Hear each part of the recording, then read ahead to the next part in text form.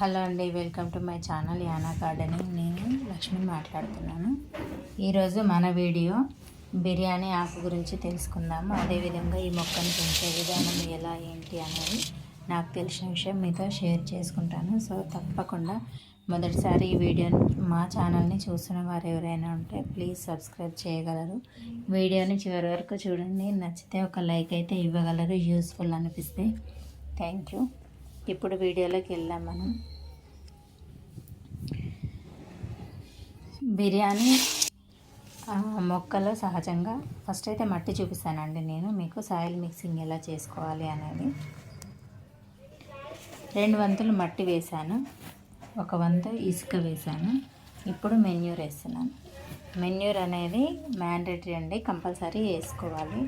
అలా వేయడం ద్వారా మొక్కకి ఒక బలం అనేది రావడం జరుగుతుంది. అప్పుడే మొక్క గ్రోతింగ్ అనేది చాలా చక్కగా ఉంటుంది. ఇప్పుడు ఈ మూడింటిని చక్కగా మిక్స్ చేసుకోవాలి, మంచిగా కలిపేసేయాలి. తర్వాత మనం మొక్కకు ఇవ్వడం వేరు. ఇప్పుడు మనం రీపాట్ చేస్తున్న సమయంలో ఇలా సాయిల్ మిక్సింగ్ చేసినట్టయితే చక్కగా వస్తుంది. మొక్క ఎదుగుదల అనేది చాలా బాగుంటుంది. ఇంకా ఈ బిర్యానీ మొక్క గురించి అయితే తెలుసుకున్నాను. ఇది దేశవాళీ మొక్క అయితే ఖచ్చితంగా మట్టిలో నేలలోనే పెంచుకోవాలి. ఇది హైబ్రిడ్కి సంబంధించింది. హైబ్రిడ్ మొక్క కావడం వల్ల కుండీలో పెంచుకోవచ్చు. చూడండి, ఈ కుండీకి డ్రైనేజ్ హోల్స్ అయితే చాలానే చేశాను. అలా చేయడం వల్లనే వేస్ట్ వాటర్ అంతా ఈజీగా వెళ్ళిపోతుంది. మొక్క కుళ్ళిపోకుండా వేర్లు అనేది చక్కగా పెరుగుతుంది. అందుకు యూజ్ అవ్వడానికి నేను ఇప్పుడు కొబ్బరి పీస్ అనేది డైరెక్ట్గా వేసేసాను. అలా వేయడం వల్ల కూడా ఆ హోల్స్ అనేది ప్యాక్ అవ్వకుండా వాటర్ వెళ్ళిపోవడానికి ఈజీగా చాలా బాగుంటుంది. ఇప్పుడు ఈ మట్టి అయితే వేసేస్తాను. అయితే మొక్క గురించి తెలుసుకున్నాము. ఇంగ్లీష్లో బేలీఫ్ అంటారు, హిందీలో తేజ్పత్ అంటారు, తెలుగులో ఆకుపత్రి అంటారు. ఈ మొక్క శాస్త్రీయ నామం వచ్చేసి సెనినోమం తమలా అంటారు. ఆహారానికి రుచిని అందించేది, ఘాటైన వాసనని ఇచ్చేది ఈ బిర్యానీ మొక్క. చూస్తున్నారు కదా, మెల్లగా కవర్ని అయితే కదిలించేసి కట్ చేసి తీసేసి జాగ్రత్తగా రూట్స్ అనేటివి డిస్టర్బ్ కాకుండా జాగ్రత్తగా రీపాట్ చేసుకోవాలి. అయితే ఇంకా ఈ మొక్క మధుమేహాన్ని తగ్గిస్తుంది, కండ్లకు మంచిది, ఆరోగ్యానికి చాలా మంచిది.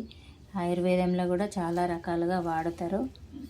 ఈ ఆకులో విటమిన్ సి, పోలిక్ యాసిడ్ ఉంటుంది.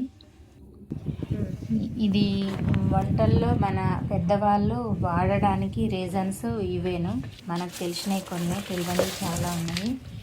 ఆరోగ్యానికి మంచిది కాబట్టి మనం వంటలలో వాడడం అనేది జరుగుతుంది.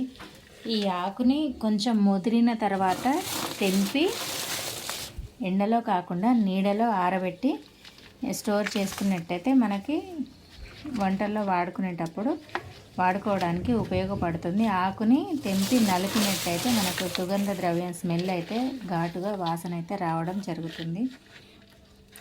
ఈ రకంగా మట్టితో నేనైతే మొక్కను ఫిల్ చేసాను. ఎండలో ఉండాలి, డైలీ 1 టైం వాటర్ ఇవ్వాలి.